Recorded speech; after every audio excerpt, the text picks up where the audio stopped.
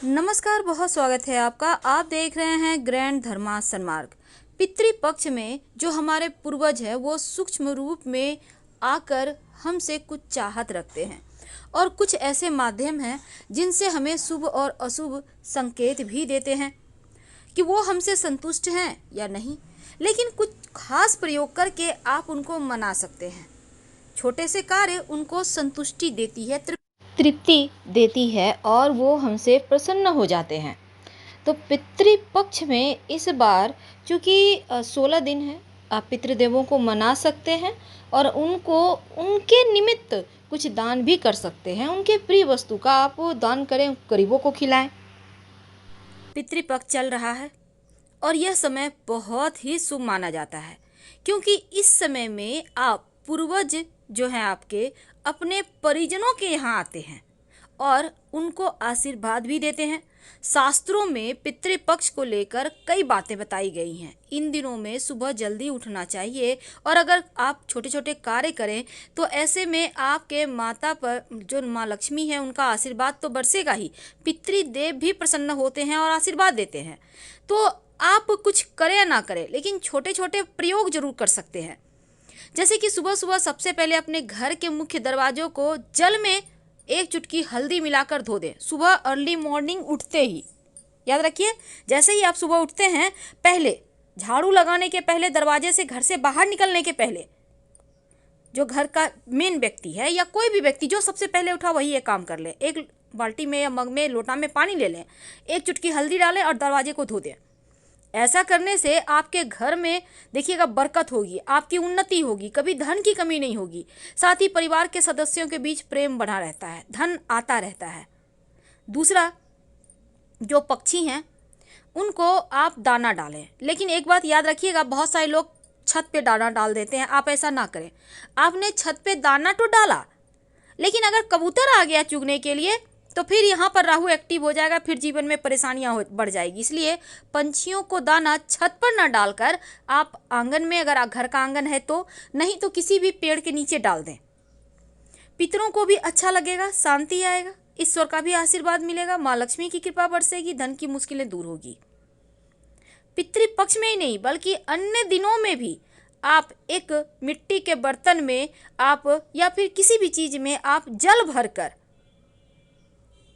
कहीं पर भी साइड में रख दिया करें। चिड़िया लोग जो होता है, पंछी लोग, वो लोग जल पिएंगे, कोई जानवर जल पिएगा, इससे आपको आशीर्वाद देगा।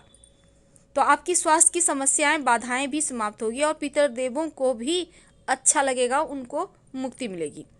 वैसे तो पितृपक्ष में एक नियम बना लें कि हर रोज गाय और कुत्ते को जरूर खाना दें। कुत्ते या गाय दोनों में से जो भी आपके दरवाजे पर आए जरूर खाना दें। ऐसा करने से कभी घर में धन की कमी नहीं होती और जो परेशानी है, जो दैत्य है, जो गरीबी है, कुंडली में जो पितृदोष है, वो भी समाप्त हो जाते हैं। लेकिन पितृपक्ष में जब आप हर रोज सूर्य को जल देंगे, ये बहुत ही शुभ कार्य है। और सूर्य को जल देते समय जल में आप एक चुटकी हल्दी डालकर अर्पित करें और साथ ही सूर्य को जल देने के बाद दक्षिण दिशा की ओर मुंह करके पितरों का ध्यान करते हुए जल दे। ऐसा करने से पितरदेवों की आत्मा को शांति मिलती है। लेकिन जब पितृदेवों को आप जल देंगे तो जल में एक चुटकी काला तिल डालकर ही अर्पित कीजिएगा, उनका आशीर्वाद आप पर बना रहेगा। वैसे तो पितृपक्ष में गाय, कुत्ता, कौआ, चींटी और देवता, पांचों के लिए आहार निकाला जाता है। वैसे आप भी चाहें तो ऐसा कर सकते हैं, नहीं तो सिर्फ अगर गाय को भी खिलाएं तो आपको सभी का आहार निकालने के इतना ही पुण्य फल प्राप्त होता है। तो पितृपक्ष में कुछ ऐसे पेड़ पौधे भी हैं जो प्राण वायु देते हैं, जीवन की परेशानियों को दूर करते हैं, और सबसे पहला उसमें है पीपल का वृक्ष। पितृपक्ष में जब आप उपासना करते हैं, पितृदेवों के निमित्त आप उनकी पूजा पाठ करते हैं, तो आप नियमित रूप से पीपल के वृक्ष के नीचे एक दीपक जरूर जलाएं। इससे पितृदेव प्रसन्न होते हैं। तो दीपक जलाने से और दीपक के बगल में थोड़ा सा जल डाल देने से पितृदेवों की आत्मा को तृप्ति मिलती है। दीपक जहाँ रखा है आपने वहीं पर जमीन में थोड़ा सा, और अगर आपकी कुंडली में गुरु चांडाल योग हो तो पीपल का पौधा पितृपक्ष में अपने हाथों से जरूर लगा दीजिएगा, गुरु चांडाल योग का दोष समाप्त हो जाएगा।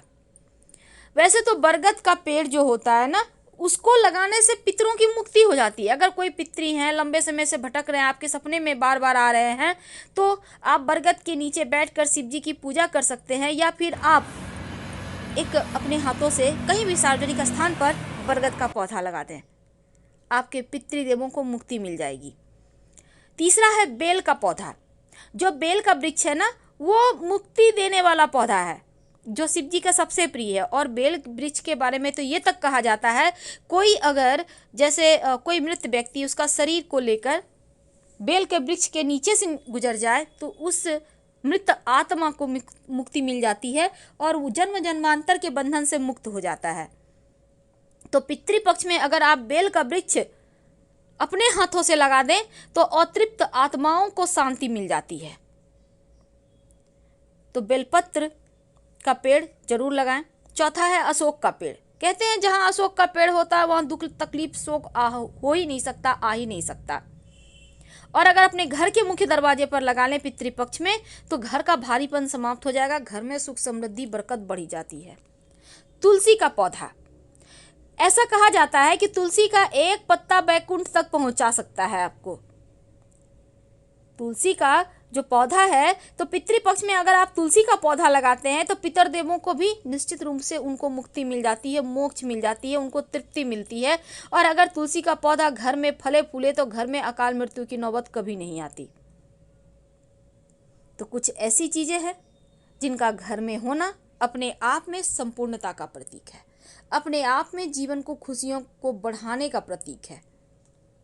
तो बरगद, पीपल, बेलपत्र, अशोक और तुलसी।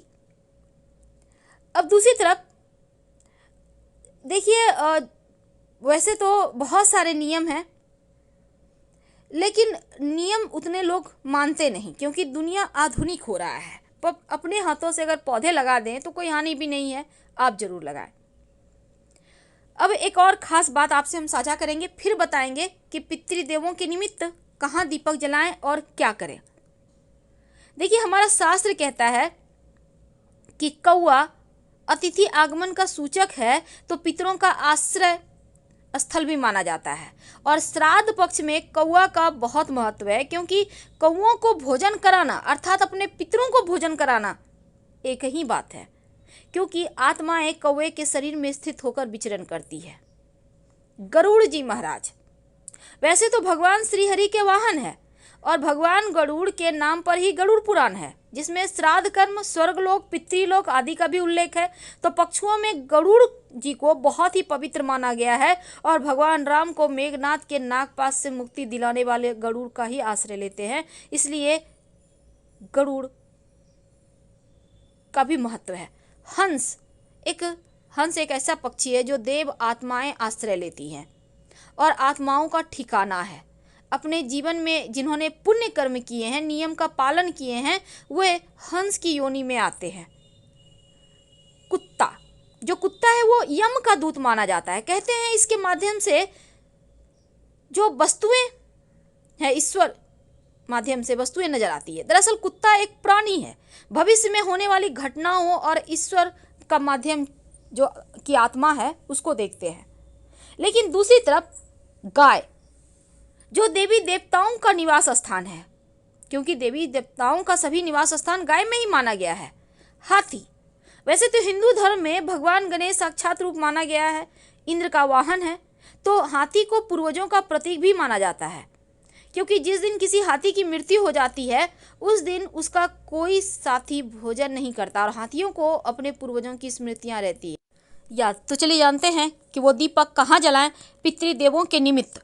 देखिए, एक दीपक सरसों के तेल का, उसमें एक चुटकी काला तिल या काली उड़द डाल दें, और इसके साथ ही आपको चाहिए होगा एक बर्तन में, पात्र में पानी और एक पात्र में सफ़ेद मिठाई या मीठी वस्तु। अब इसको लेकर अपने घर की छत पर चले जाएं। अगर छत नहीं है, आपका खुद का फ्लैट में रहते हैं, तो घर से बाहर निकले बाउंड्री वॉल में कहीं भी बाहर निकल के साइड में रख दें। कैसे रखेंगे? दीपक का लौ दक्षिण दिशा की ओर होगा, पास में पानी रखें और जो आपने मिठाई रखा है उसको रखें। अगले दिन सुबह अगर किसी पंछी ने खा लिया है तो अच्छी बात, नहीं खाया है अगर आप छत पे रखते हैं तो पानी को पौधे में डाल दें, जो मिठाई है आपने अर्पित की है उसको किसी जानवर को खिला दें, और जो दीपक है कहीं मिट्टी में दबा दें। अगर आपने घर से बाहर निकाल के किया है तो कोई जानवर तो खा ही लेगा, लेकिन अगर पड़ा हुआ है तो यही प्रक्रिया वहाँ भी दोहराइए। आपके पितृदेवों के निमित्त ये चीज़ें हैं तो उनको संतुष्टि मिलेगी, आप उन्हें याद कर रहे हैं।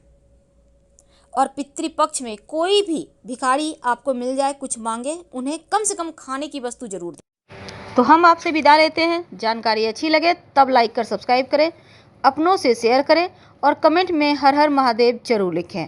ज़्यादा जानकारी के लिए आप हमारे वेबसाइट granddharmasamaag.com गूगल सर्च करके आ सकते हैं। धन्यवाद।